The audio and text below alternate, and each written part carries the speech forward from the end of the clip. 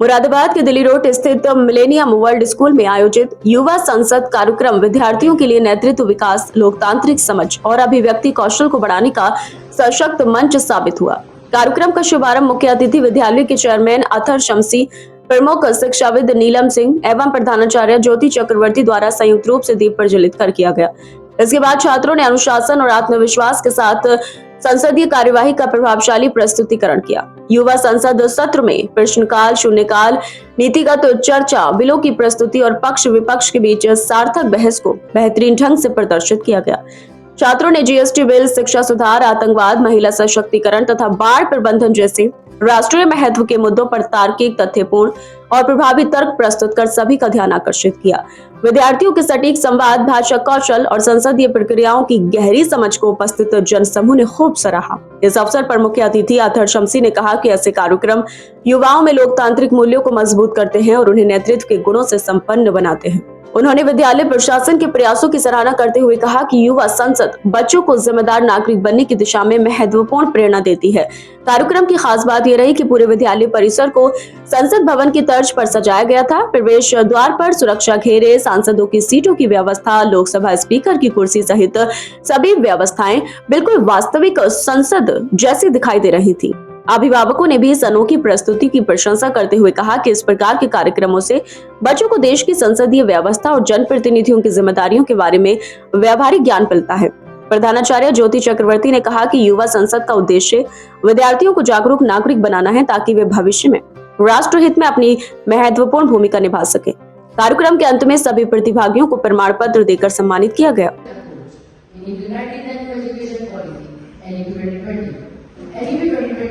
Priority to include education for children with their special needs. Under this policy, every CBSE school must have special counselors and educators. The Ministry of Education, in collaboration with the various state governments, is actively working to ensure that all schools are equipped with necessary human resources. This demonstrates that NEP 2020 is not merely a policy but a dynamic and actionable plan. The Honorable Minister of Education and his team have taken strong and progressive steps through NEP 2020 to make the education system more inclusive, sensitive and futuristic. It is a part of the forward-looking vision aimed at ensuring that every child should receive dignity and equal opportunity. Thank you. Rise today is not to score points but to raise a very painful truth. Infiltration and terrorism are the biggest threats to our nation's peace, security and development. Terrorists attack on our borders to spread violence, create fear among innocent citizens and weaken our economy. Why do these infiltrators succeed? Because are there still loopholes in our security system? Corruption, lack of coordination. Note छोड़ने लगे तो ये केवल आंकड़े नहीं रहते, ये समाज की इज्जत बन जाते हैं। एनसीआरबी की रिपोर्ट बताती है कि 2022 में 13,000 से ज्यादा छात्रों ने अपनी जान दी और 2023 में सिर्फ कोटा जैसे एक शहर में 26 से अधिक कोचिंग स्टूडेंट्स ने आत्महत्या कर ली। हर घटना के पीछे कहानी थी। कोई एग्जाम प्रेशर से टूटा तो कोई फैमिली एक्सपेक्टेशन के बोझ से। हाल ही में दिल्ली में भी 16 साल की छात्र ने अपनी जान दे दी क्योंकि उसने अपने नोट पे लिखा कि मेरे पेरेंट्स मुझे समझते ही नहीं है। स्पीकर मैम, ये सिर्फ इंडिविजुअल केसेस ही नहीं, हमारे एजुकेशन सिस्टम और पारिवारिक संवाद की टूटने का प्रतीक है। मिनिस्टर साहब, ऐसी जगह हालत में सरकार को नहीं लगता कि सिर्फ हेल्पलाइन शुरू करना इस गहरे सामाजिक संकट का बहुत हल्का जवाब है। और क्या हेल्थ मिनिस्ट्री ने ऐसा कोई नेशनल प्रोग्राम शुरू किया है जो सिर्फ स्टूडेंट्स नहीं बल्कि पेरेंट्स को भी काउंसलिंग और अवेयरनेस दे ताकि कम्युनिकेशन गैप को कम किया जा सके? नहीं है। हमने पिछले कुछ वर्षों में मानसिक स्वास्थ्य को पब्लिक हेल्थ प्रायोरिटी के रूप में स्थापित किया है। टेलीमानस हेल्पलाइन और किरण जैसे इनिशिएटिव तो सिर्फ शुरुआत है। आज देश के हर जिले में डिस्ट्रिक्ट मेंटल हेल्थ प्रोग्राम डीएमएचपी के अंतर्गत ट्रेन्ड साइकोलॉजिस्ट और साइकियाट्रिक नर्स की नियुक्ति की जा रही है और अब तक 700 से अधिक जिलों में ये यूनिट बनकर तैयार हो चुकी है। डिजिटल इंडिया के नाम पर पिछले 10 वर्षों से करोड़ों की टैक्स दी जा रही है, लेकिन जमीनी हकीकत ये है कि आज भी गांव का बच्चा मोबाइल टावर नहीं, नींद के बेड पर चलकर नेटवर्क खोज रहा है।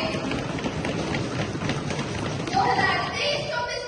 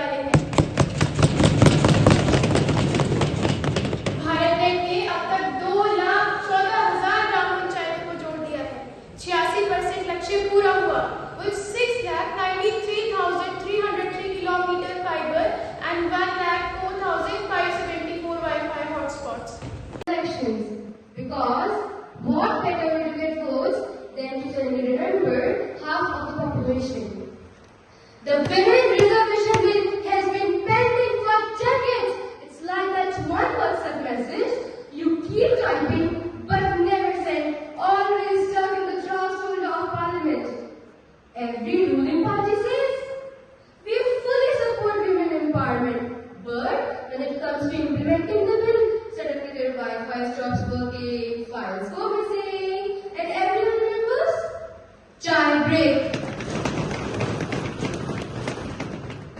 अरे भाई, हर पार्टी होती है कि हम तो अपने देश की महिलाओं के साथ हैं, लेकिन जब बिल इम्प्लीमेंट करने की बारी आती है तब सभी नेताजी गायब हो जाते हैं। शायद उन्हें लगता है कि विमेन्स रिजर्वेशन बिल कोई एग्जाम का टफ चैप्टर है जिसे वो तो बस पोस्टपोन करते रहेंगे और कभी सिलेबस में आएगा ही नहीं।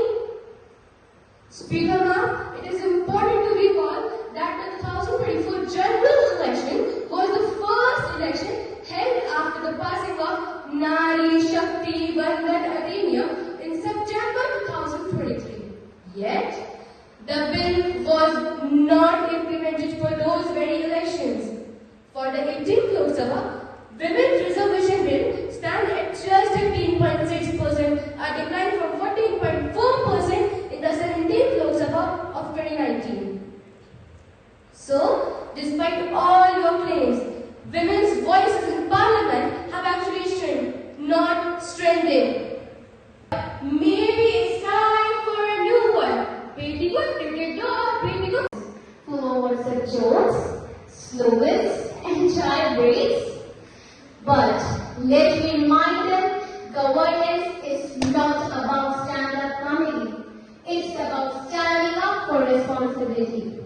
Yes, the Women's Reservation Bill has been pending for years, not because we forgot women, but because we wanted a bill that is not just passed, but implemented effectively.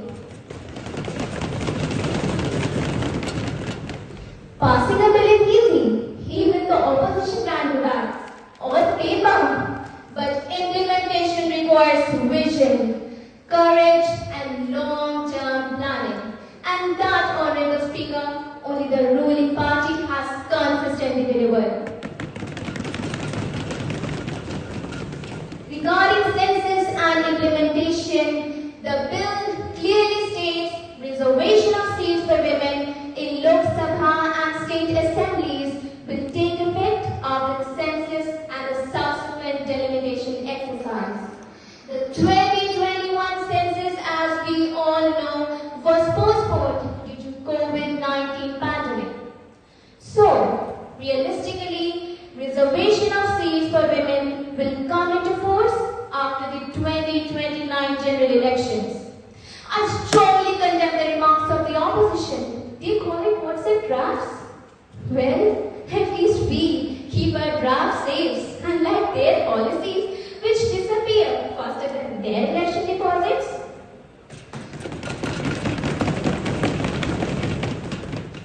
They say we remember women only before elections.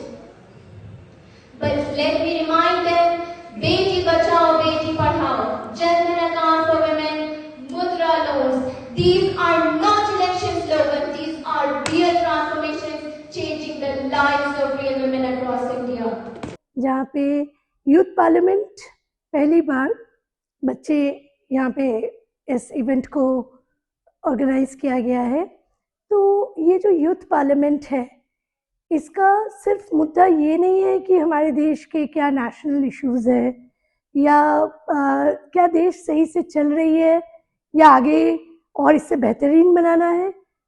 ये मुद्दा इसलिए हम लोगों ने चुना youth parliament का, and we thought that our children are going to be the budding leaders.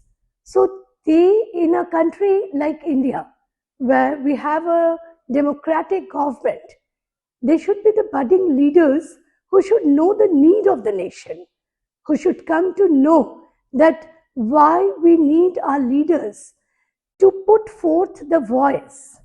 The voice of the nation is our children. Today's generation is tomorrow's future. So हम ऐसे एजुकेशन देना चाहते हैं मिलेनियम में, जहाँ की बच्चे आगे बढ़ के देश का नेता नहीं बने, बट देश अच्छी तरह से चलाने लायक बने। उन्हें समझ हो कि हमारी देश में किन चीज़ों की ज़रूरत है, कौन सी चीज़ चैलेंजिंग है एक डेमोक्रेटिक कंट्री में, और आगे इस देश को बेहतरीन बनाने के लिए, एक developed country in true sense of the term बनाने के लिए उन्हें किस तरह से देश के हर समस्याओं के बारे में अवगत होनी चाहिए, They should have proper knowledge regarding anything that's happening in the nation. Apart from that, I do believe that children should have the best of their oratory skills. They should be confident enough to stand upright and talk about the things that are required for the youth of the nation. Thank you so much.